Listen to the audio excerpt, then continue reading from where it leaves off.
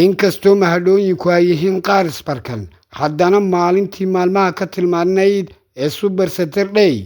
Liverpool way leembaxaysaa mar kale iyo toddobaad kale kulan kale oo shinnidu ay ku degtay kooxdii Liverpool qaniyadana eheya nagta ku gurtay sidii leenaantiina waa la meertay saddex ayaana laga kiciyay xagee Liverpool loo wadaa halkee bay masiibadani kaga socotaa Islot aqliyadii timuhu uga daateen iyo mafakarnimadii muhindisnimadii aawahe xirfadan abuurnaye aawahe ayaa wax kasta la leeyahay kooxda Brentford ayaana guul muhiima ka gaadhay Liverpool iyagoo 3-2 ku derderay kulan ka tirsan Realka Premier League toddobaadkiisii sagaalaad oo ka dhacay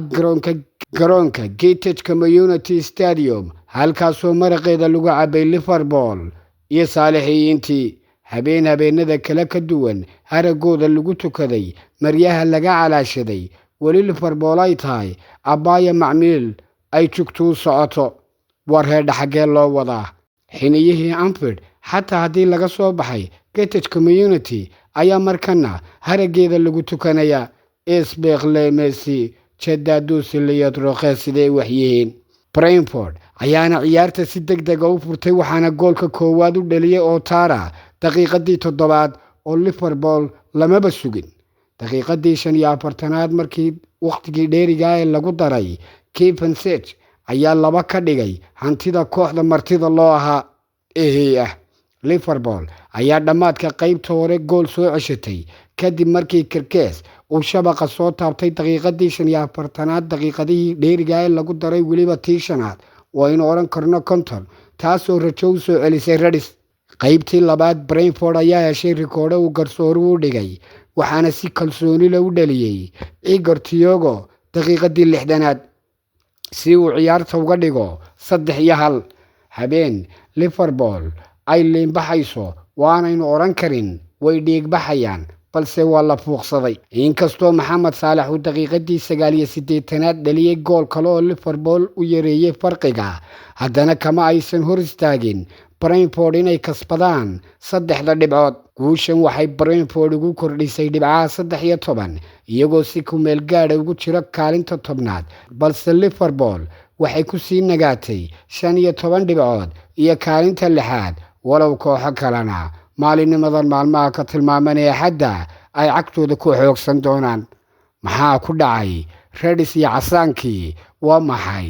waxaanay badka soo dhigtay Crystal Palace habaarkanay kaga tagtay maxay ahaayeen macaashadaadintu waa kuwii iyaguna toddobaad dhaweyto heeryadii guuldarooyinka iyo ismagaadhada ay iyaguna ku hurgufeen Anfield iyo qalcadii xiniyaha u ahayd la galay Liverpool lagama badiyaan laga badiyay la macmiishay lagu waday ayayba noqotay kulanka si gaar ah inuu isu dul taagno iyadana 17 shoot ayaa lagu tuuray kooxda Liverpool oo 8 ayaa lagu aadiyay halka 18 shoot ay tuurtay kooxda Liverpool 5 ay ku aadisay ku badaysashada kooxda shinnidu waa 34% halka ay 66 bilaa natiijo ku noqotay kooxda Liverpool ay ku badaysatay 288 baas oo 3 gool lagu helay 203 baas oo halkii loogu talagalay ku dhamaaday 575 baas oo 3 dhibcood lagu la caraabay 483 baas oo halkii loogu talagalay ku dhamaaday balse aan farxad sababin taakaladu waa 14 kooxda shinnida waa Brentford iyo 21 Liverpool isqubis istaadin iyo isasayrid miyay garoonka u soo galeen faawaladu waa 7 kooxda Brentford iyo 10 kooxda Liverpool koornayaashu waa haldheeri waa 5 iyo 4 war Liverpool xagee loo wadaa halkee bay masiibadani kaga socotaa waa la garan la'yahay sida xaal yahay iyo meesha ay wax ka galeen marba haddii Crystal Palace ay sida tani ay u ballaqday Crystal Palace baa 2-1 ku garaacday ugu horeyn oo nimankan ka shiftay maradana ka xayday taftoodiina markaasay muuqatay Chelsea baa 2-1 ku dubatay sidoo kale iyadana shadaadiintu 2-1 ayay ku dubteen halka shinnidu oo u dambeysay raqdeedu waa ta Liverpool ee la miirtay ee leembaxayse Van Dijk iyo Kane waaba la daba maraya Van Dijk awal ninka wala wajihi jire iminka wajahu hujum ayaa lagaga dhigay kadib waa laga adeeganaya waxba ma samayn karo feere geelle waxba ma samayn karo beer geelkani qolfad weyne waa soo taagane waa taa laga adeegtay isaga iyo Slot Allah yarxama ya raaximiin Liverpool waxaan ku dhacay garan maynay mashadaadintii ayaa waxaan iskaga hurgufay Tottenham Falatacione ayaanu leenahay kooxda shinnida iyo Brentford aan dul istaagna kooxda Man United oo guulaheedii sii wadata guusheedii saddexaad oo xidhiidhana gaadhay xilli Mbeumo uu kasbaday qulubta jamaahiirta shadaadiinta asaas Man United ayaa guul qiimo leh ka heshay kooxda Brighton ee hoombarada kadib markii 4-2 ku garaaceen kulan ka tirsanaa toddobaadkii 9aad ama wareegii 9aad ee Premier League ciyaar ka dhacday qalcadda Old Trafford United ayaa hoggaanka qabatay daqiiqadii 24aad kadib markii Cunha uu shabaqa soo taabtay halka Casemiro uu goolka labaad ku daray daqiiqadii 34aad taasoo ciyaarta ka dhigtay 2-0 qaybta hore qaybtii labaad Mbeumo ayaa goolka saddexaad u dhaliyay United daqiiqadii 61aad ka hor inta uusan Danny Welbeck gool u soo celin kooxda hoombarada ee Brighton daqiiqadii 47aad daqiiqadii dheeraadka Brighton ayaa mar kale yaraysay farqiga iyadoo uu dhaliyay gool xidiga Castells daqiiqadii 90aad markay kor u dhaaftay waqtigii dheeriga ee lagu daray waliba 2 daqiiqo balse United ayaan u ogolaan soo laabasho iyadoo Mbeumo mar kale yiri xaajada halkan igaga soo afjara rajaduna ha dhimato daqiiqadii 90aad waqtigii lagu daray markay 6 maraysay si uu dhamaystiro guusha iyo dhoolla cadaynta maalmahan ay ku seexanayeen guushan ayaa Man United ka dhigtay inay yeelato 16 dhibcood taasoo gelisay kaalinta afraad halka Brighton ay ku hadhay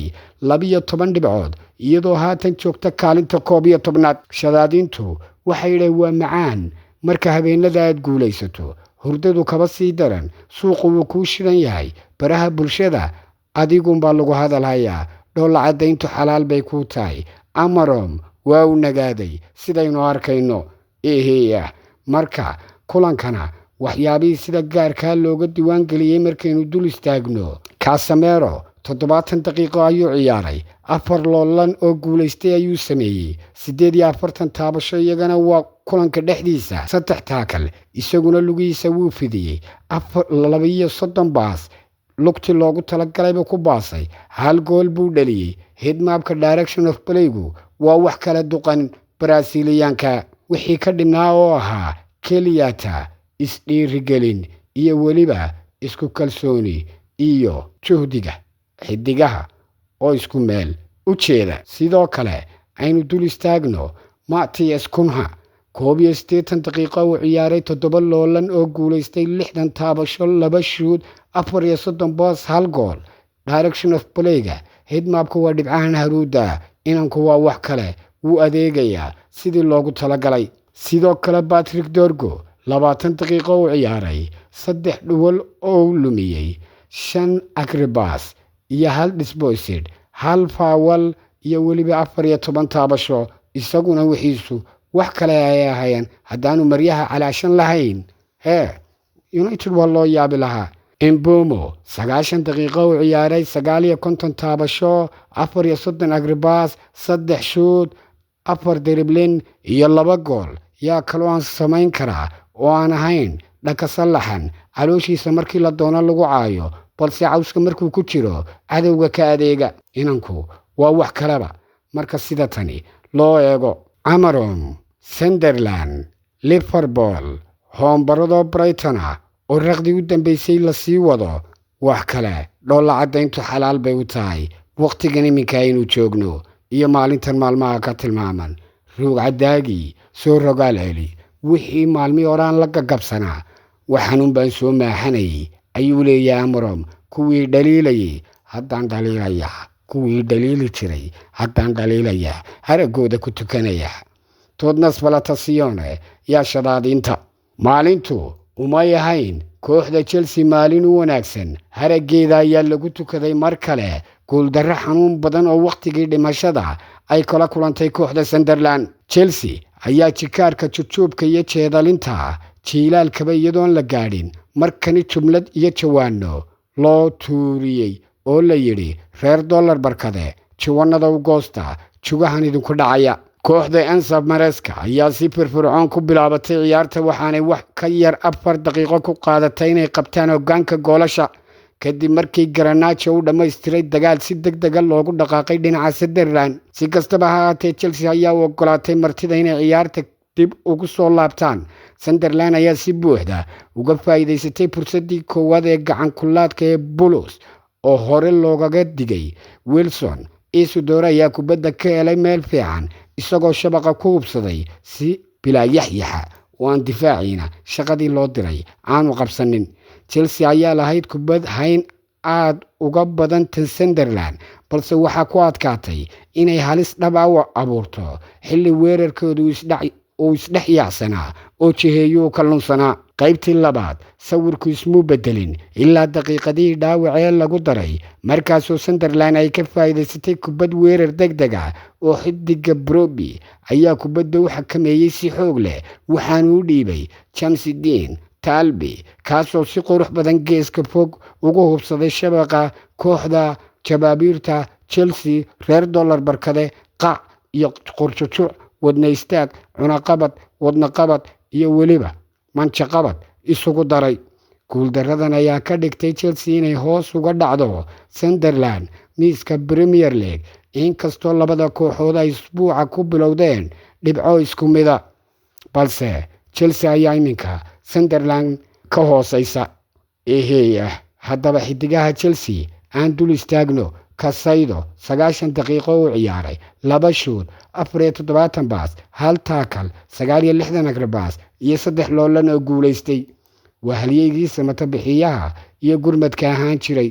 Garnacho 58 daqiiqo 4 shoot 37 baas iyo 2 shoot on target 22 baas iyo 1 gool. timacadahani waa uu fiican yahay balse reer dollar barkade masiibad way iskaga socotaa. Joy Pedro